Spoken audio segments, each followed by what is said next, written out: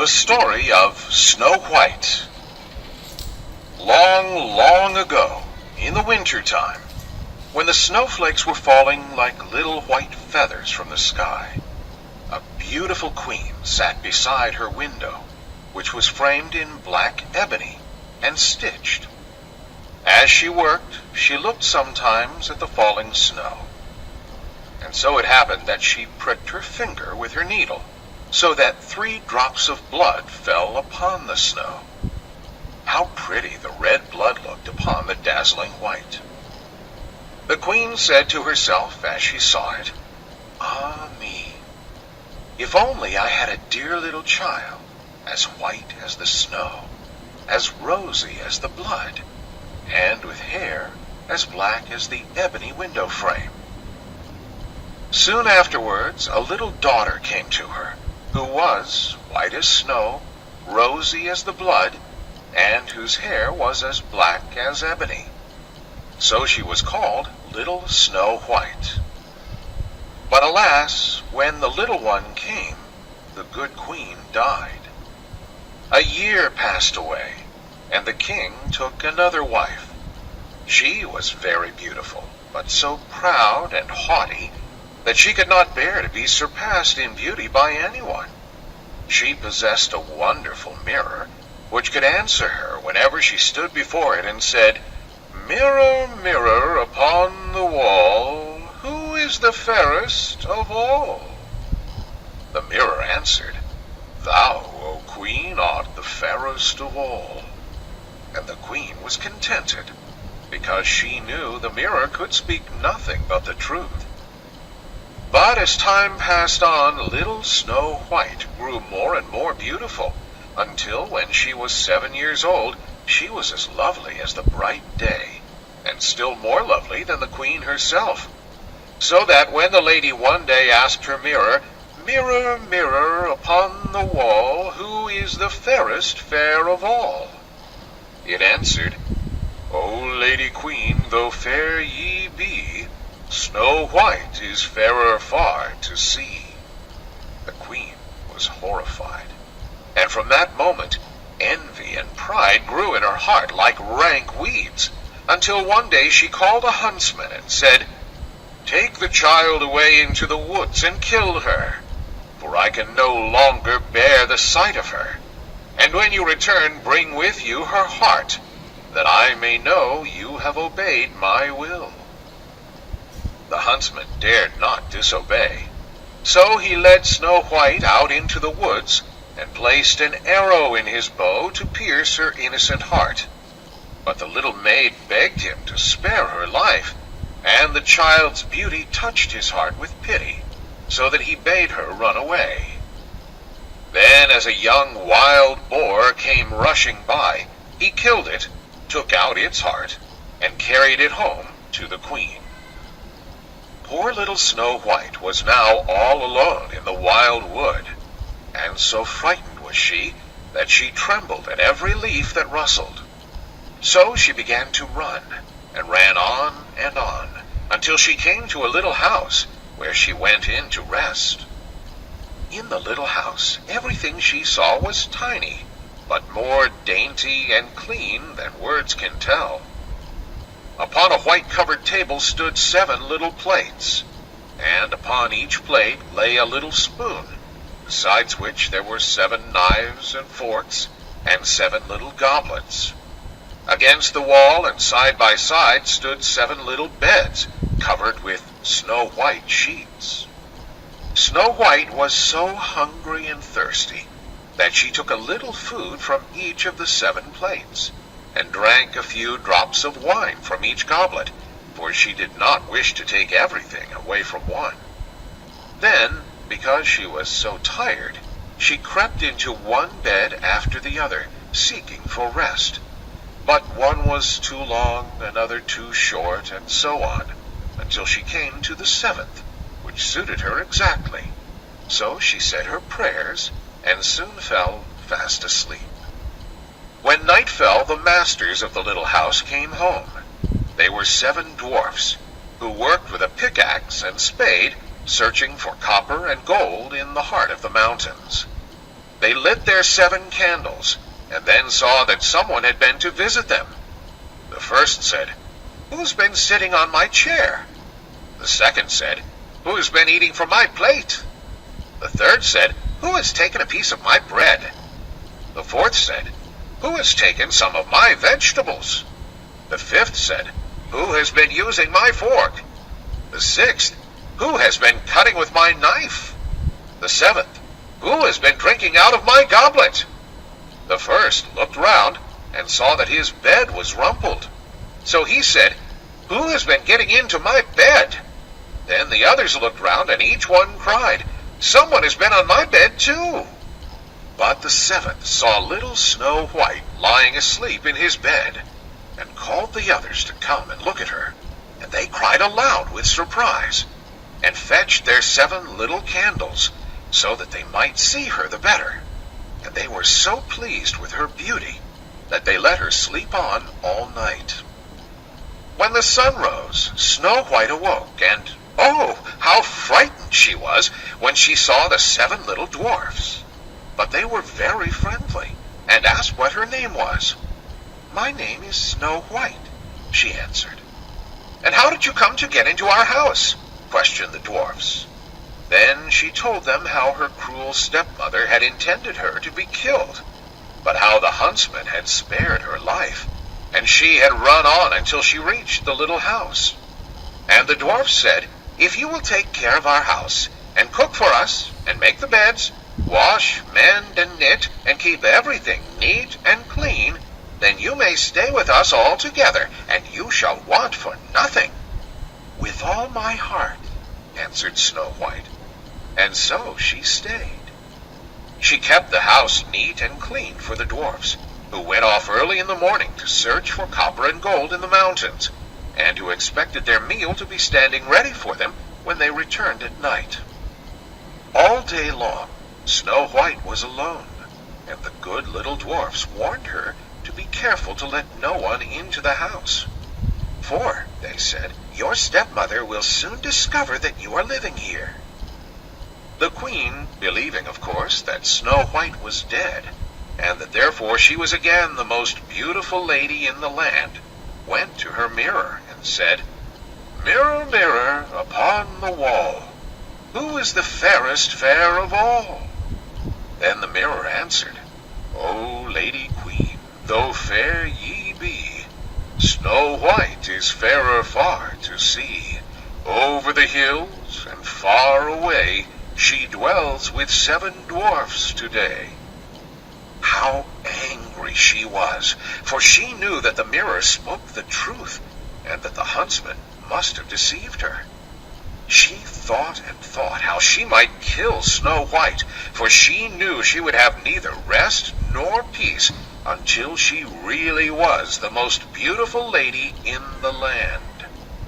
At length, she decided what to do.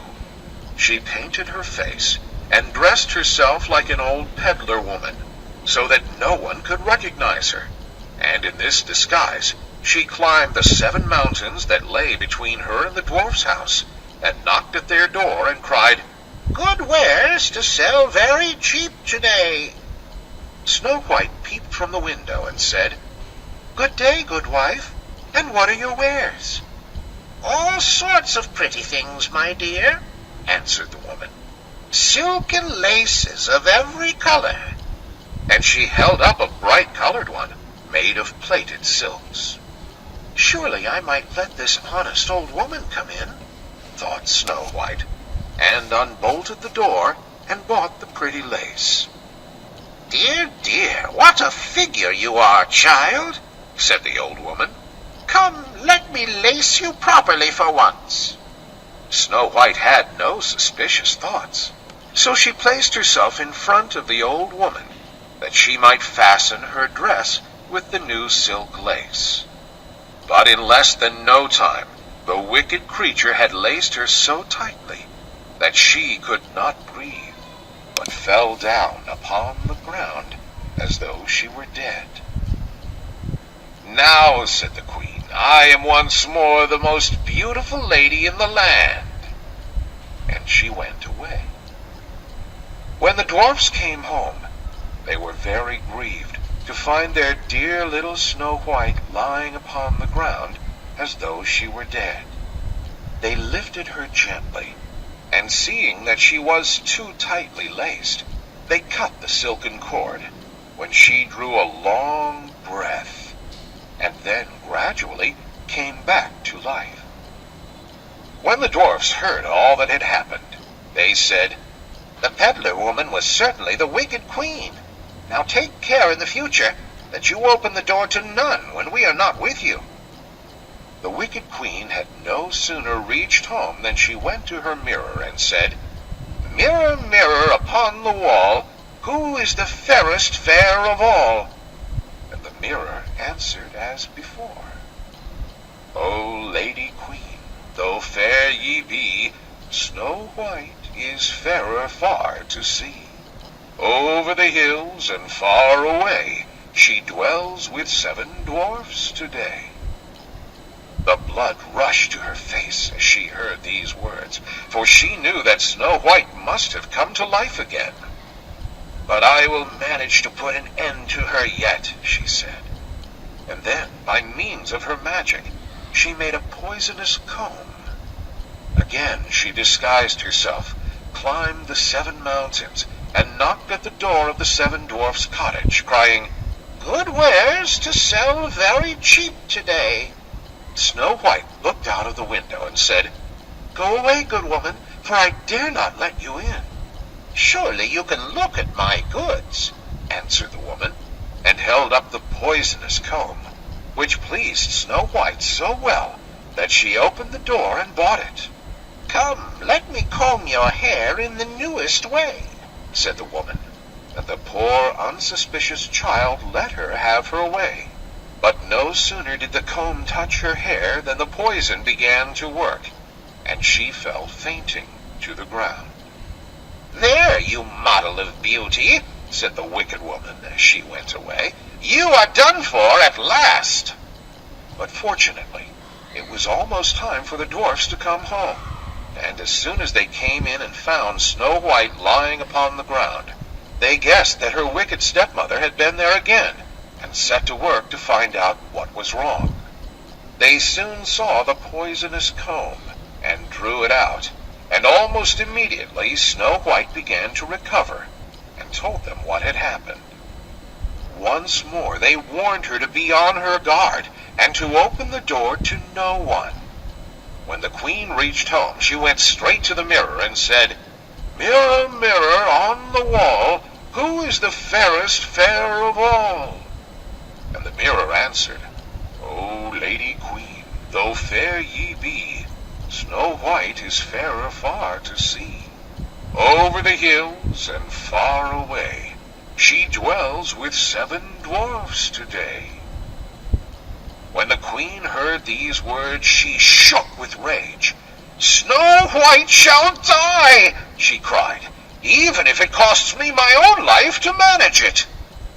She went into a secret chamber where no one else ever entered, and there she made a poisonous apple, and then she painted her face and disguised herself as a peasant woman, and climbed the 7 mountains and went to the dwarf's house.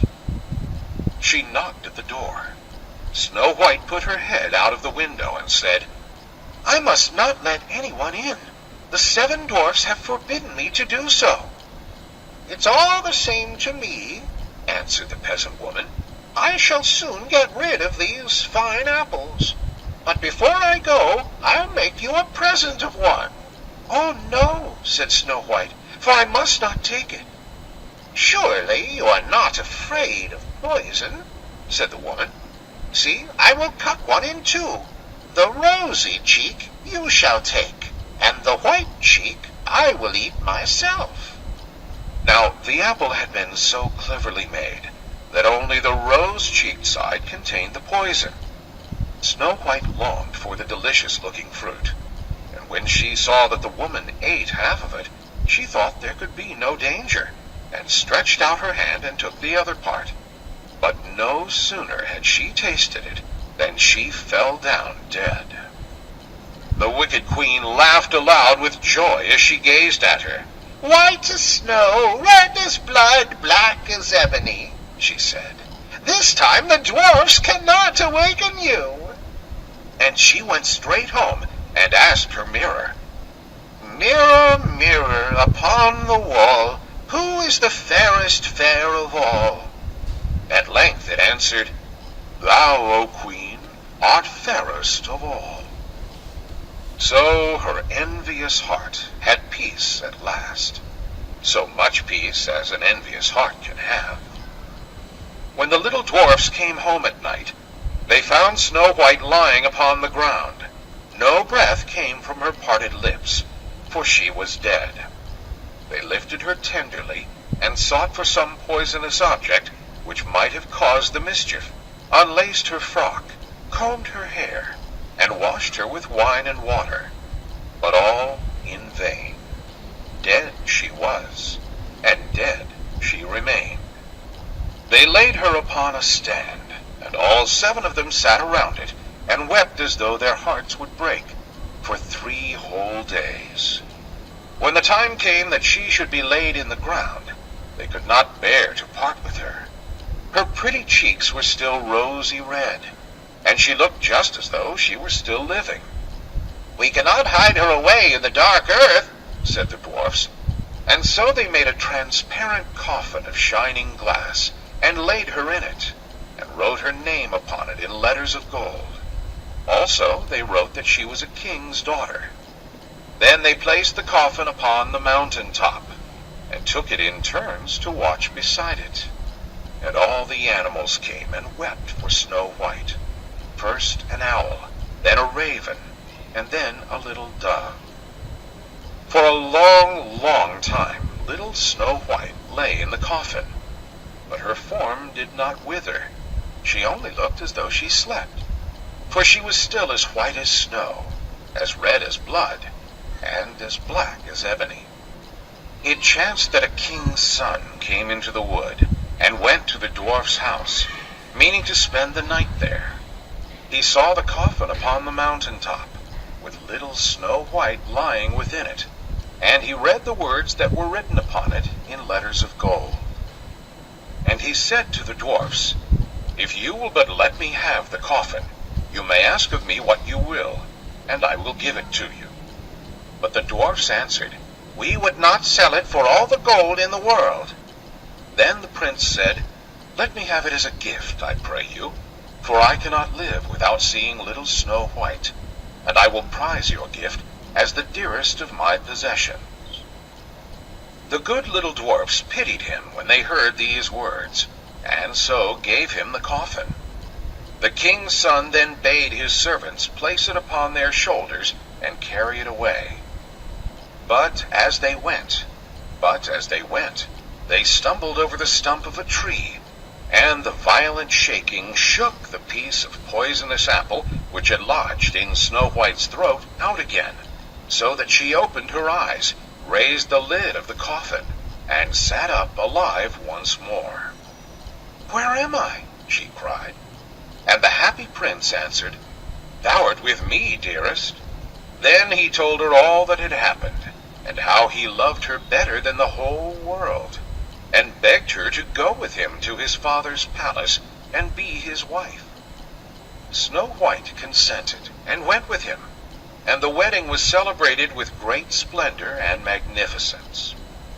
Little Snow White's wicked stepmother was bidden to the feast, and when she had arrayed herself in her most beautiful garments, she stood before the mirror and said, "Mirror, mirror upon the wall, who is the fairest fair of all?" And the mirror answered, "O Lady Queen, though fair ye be, the young queen is fairer far to see." Oh, how angry the wicked woman was then, and so terrified too, that she scarcely knew what to do. At first she thought she would not go to the wedding at all, but then she felt that she could not rest until she had seen the young queen. No sooner did she enter the palace than she recognized little Snow White, and could not move for terror. Then Then a pair of iron shoes was brought into the room and set before her, and these she was forced to put on, and to dance in them until she could dance no longer, but fell down dead, and that was the end.